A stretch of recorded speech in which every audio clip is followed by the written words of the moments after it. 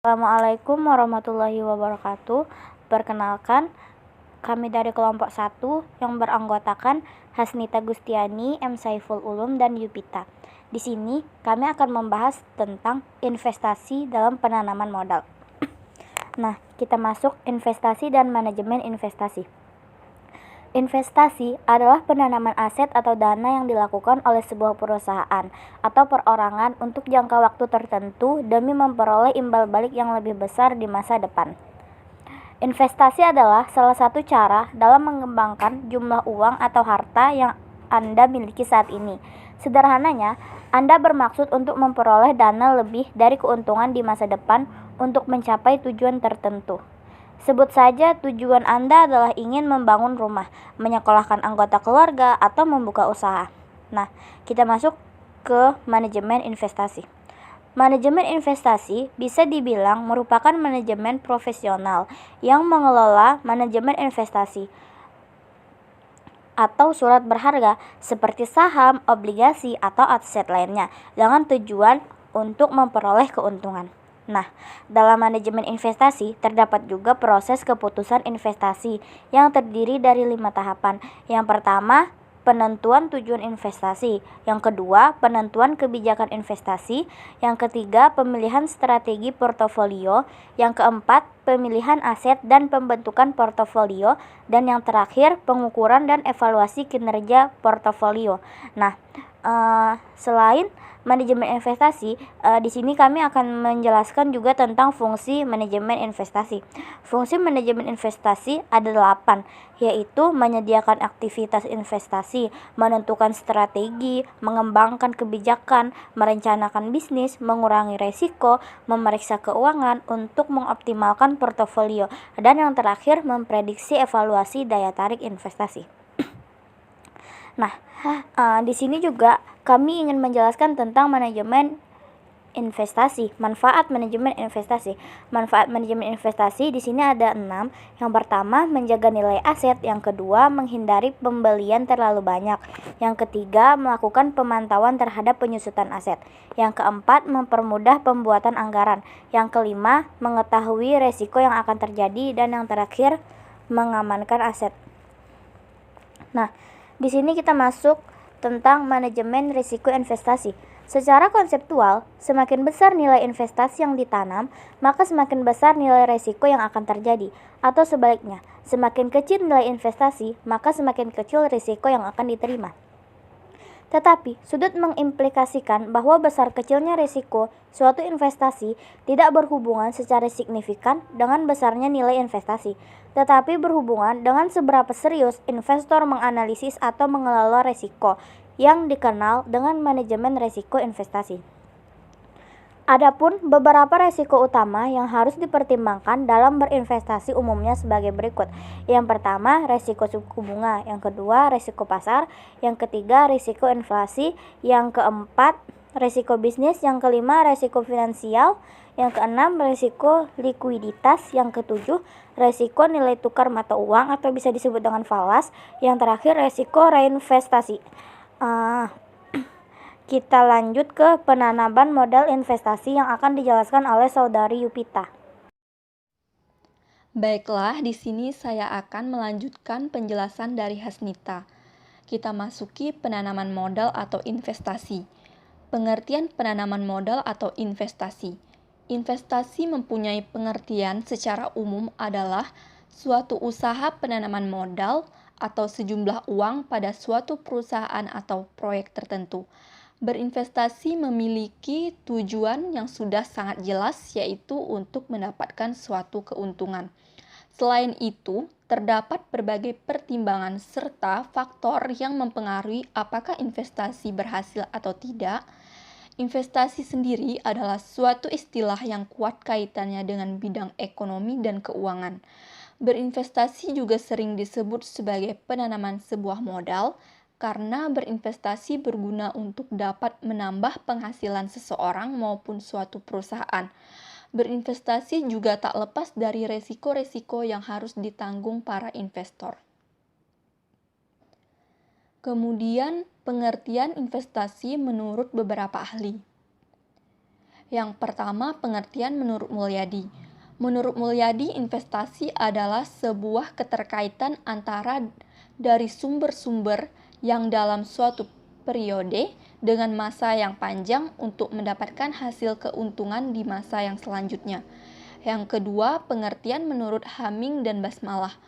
Menurut Hamming dan Basmalah merupakan pengeluaran pada saat ini untuk kemudian membeli berbagai jenis aset lain seperti tanah, kendaraan bermotor, rumah, dan lain-lainnya.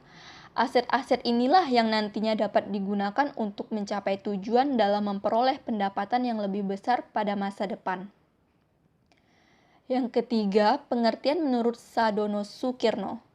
Menurut pandangan Sadono Sukirno adalah sebuah bentuk dari kegiatan menanam dan mengeluarkan modal yang digunakan untuk bisa menambah barang keperluan baik dalam hal produksi.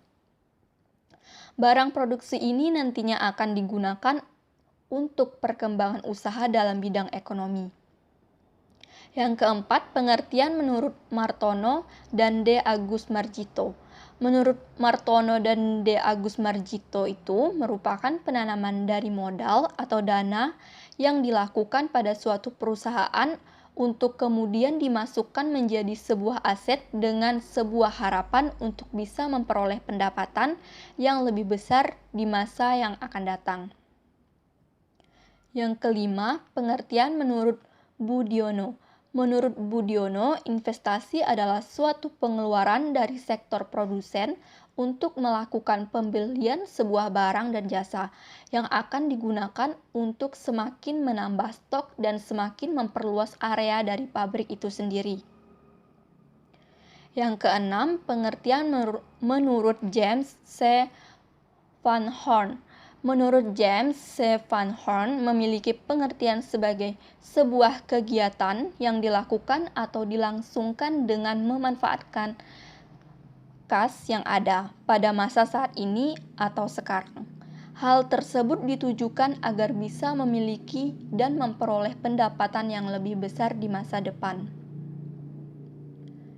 Yang ketujuh, pengertian menurut Henry Shimamura. Investasi adalah aktiva yang digunakan pada sebuah company untuk meningkatkan pertumbuhan kekayaan lewat distribusi dari hasil investasi. Contohnya royalti, bunga, dividen, pendapatan sewa, dan berbagai hal lainnya. Yang kedelapan, pengertian menurut Fitzgerald. Bagi Fitzgerald, pengertian dari investasi adalah sebuah kegiatan atau aktivitas yang berhubungan dengan sebuah usaha penarikan sumber-sumber yang akan digunakan untuk mengadakan suatu barang. Yang kesembilan, pengertian menurut Tendelilin. Menurut Tendelilin, investasi adalah sebuah komitmen dari sejumlah uang atau dana atau yang berasal dari sumber daya yang lainnya yang sedang dilakukan pada saat ini dengan tujuan untuk mendapat dan memperoleh keuntungan di masa yang akan datang. Yang ke-10, pengertian menurut Husnan. Pengertian menurut Husnan adalah sebuah rencana yang akan diinvestasikan untuk sumber-sumber daya, baik untuk proyek besar maupun untuk proyek yang kecil dan bertujuan mendapatkan keuntungan di masa yang akan datang. Kemudian yang ke-11, pengertian menurut Salim HS dan Budi Sutrisno. Pengertian menurut Salim HS dan Budi Sutrisno yaitu aktivitas dari penanaman modal yang dilakukan oleh investor, baik itu investor yang berasal dari dalam negeri maupun investor yang berasal dari luar negeri, yang saling berkaitan dalam berbagai jenis bidang usaha. Kemudian yang ke-12, pengertian menurut Farid Haryanto dan Siswanto Sudomo. Farid Haryanto dan Siswanto Sudomo berpendapat bahwa investasi adalah bentuk aktivitas yang menggunakan modal untuk diletakkan pada beberapa aset. Aset ini akan digunakan sebagai modal yang nantinya pada masa depan akan bisa untuk menambah penghasilan. Yang selanjutnya akan dijelaskan oleh Muhammad Saiful Ulum. Ya, di sini saya melanjutkan penjelasan dari Saudara Hasnita Agustiani dan Yovita. Selanjutnya kita mengenal investasi menurut para ahli. Ini pengertian menurut Sunaria, yaitu usaha untuk menanamkan dana atau modal pada berbagai aset yang biasanya akan terikat dalam jangka waktu yang panjang. Tujuan dari hal tersebut merupakan untuk memperoleh hasil yang lebih menguntungkan di masa depan. Ya, menurut Sunaria, investasi yaitu menanamkan dana atau modal di berbagai aset atau usaha untuk bisa nanti dipetik hasilnya di masa yang akan mendatang. Selanjutnya pengertian menurut Nanga. Pengertian menurut Nanga adalah berinvestasi berarti sebuah penambahan bersih dari stok yang ada atau juga bisa disebut sebagai akumulasi modal. Selanjutnya, pengertian menurut Martalena dan Malinda. Menurut Martalena dan Malinda, yaitu sebuah bentuk pembatasan atau mengurangi barang-barang konsumsi pada masa kini. Pengurangan ini untuk menghindari berbagai risiko agar bisa mendapat hal yang lebih dibutuhkan di masa depan. Selanjutnya, pengertian menurut Sutta. Pengertian menurut Sutta adalah nominal modal atau dana yang dipergunakan agar bisa mendapatkan, menambah, dan menjaga nilai serta penghasilan yang bersifat positif.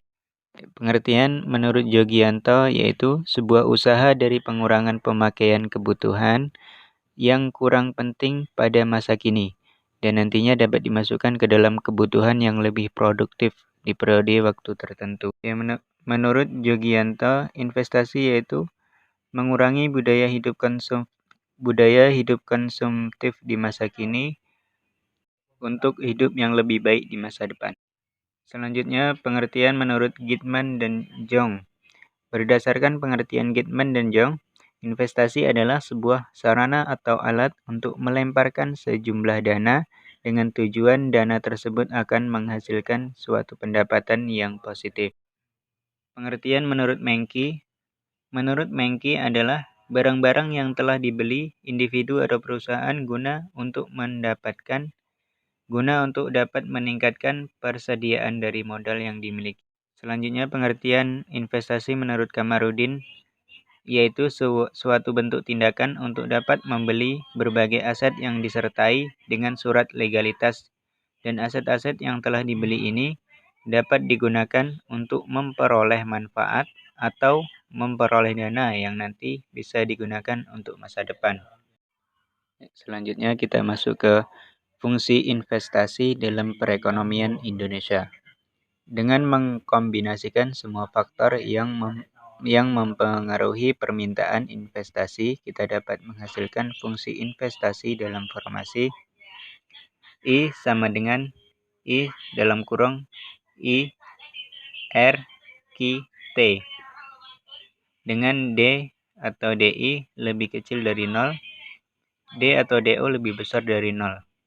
Di mana penjelasannya yaitu I sama dengan tingkat investasi, I-nya tingkat suku bunga, R-nya tingkat pengembalian sebagai indikator dari keuntungan, Q-nya produk nasional bruto atau GNP, T-nya sama dengan perubahan teknologi yang mempengaruhi permintaan investasi. Untuk NCC, kita dapat menghasilkan fungsi investasi dalam formasi I sama dengan I MRQ T dengan DM lebih kecil dari 0 atau DO lebih besar dari 0. Untuk NUC, kita dapat menghasilkan fungsi investasi dalam formasi I sama dengan I dalam kurung IR RQ T dengan DI atau DER lebih kecil dari 0, DO lebih besar dari DI atau DT lebih besar dari 0. Dengan demikian, secara makro kita dapat menghasilkan fungsi investasi dalam formasi I sama dengan I dalam kurung IR M R Q T dengan DI atau DI lebih kecil dari 0, DA-nya lebih besar dari 0. Ya, mungkin itu saja penjelasan dari kelompok kami. Apabila ada kekurangan dan kekhilafan, kami mohon maaf yang sebesar-besarnya. Wallahul muwaffiq ila aqwamit thoriq. Wassalamualaikum warahmatullahi wabarakatuh.